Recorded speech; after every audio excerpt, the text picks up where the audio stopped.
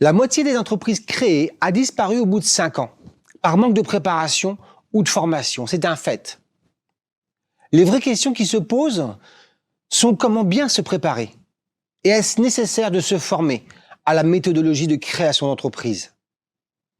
D'après mon expérience et mes données sur les taux de réussite, 70% des entrepreneurs qui sont formés sont encore présents au bout de 5 ans. Par conséquent, je dirais oui à 100%. Bien qu'il n'y ait pas de méthode unique pour créer son entreprise, une formation permet de respecter l'ensemble des étapes importantes.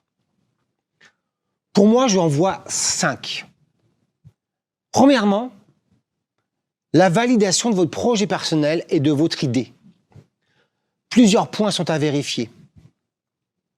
Votre entourage est-il prêt à vous accompagner? Votre personnalité correspond-elle à celle d'un chef d'entreprise? Avez-vous des besoins de formation complémentaires avant de créer votre entreprise? En plus de ces validations, il est toujours bien de soumettre son idée auprès de quelques cibles potentielles afin d'observer les premiers ressentis. Deuxième étape, l'étude de marché.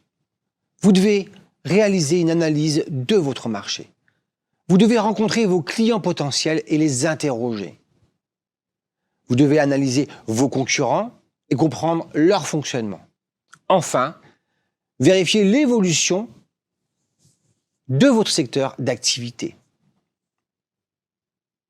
Troisième étape, définissez et construisez votre stratégie.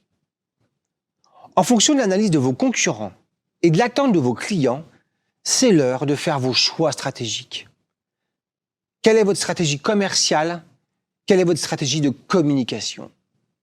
Enfin, il est temps de chiffrer. C'est la quatrième étape. Une fois tous les éléments sur le papier, vous pouvez déterminer vos besoins et vos apports. C'est votre plan de financement.